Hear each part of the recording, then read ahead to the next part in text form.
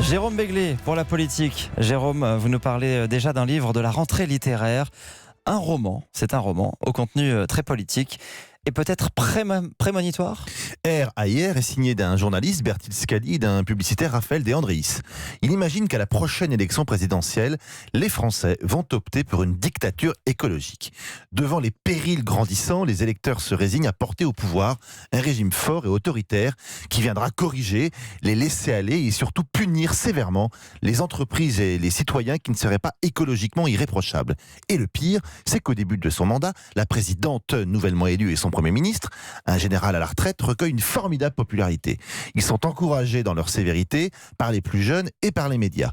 Une police chargée de traquer les contrevenants est créée, on facilite la délation, on interdit les voitures, on instaure un état d'urgence qui abolit la quasi-totalité des libertés individuelles. Et donc tout cela avec la bénédiction des Français. Et c'est évidemment une fiction, rien à voir avec la prise de conscience écologique de ces dernières années quand même. Alors R ne prétend pas être un livre prémonitoire. Le procédé narratif employé ressemble d'ailleurs à celui de Soumission, l'avant-dernier livre de Michel Houellebecq, qui en 2015 imaginait qu'en 2022 les Français éliraient un président issu de la fraternité musulmane, président qui mettra en place une politique particulièrement favorable à l'islam.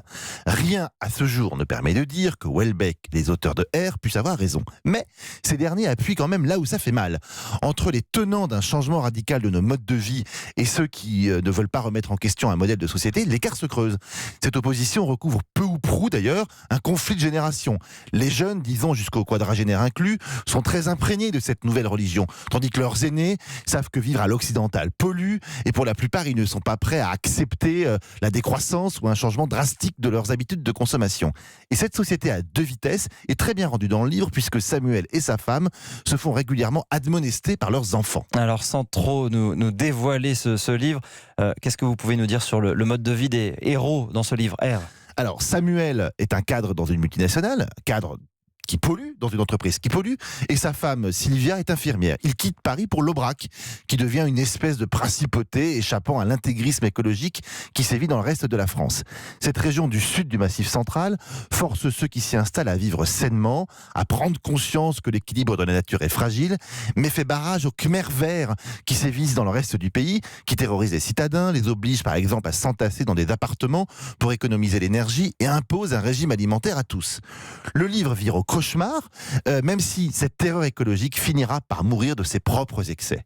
R, qui paraîtra le 29 août aux éditions Michel Lafon, pose une question de fond. Si la démocratie échoue à éveiller les consciences écologiques, faudra-t-il avoir recours à la dictature ?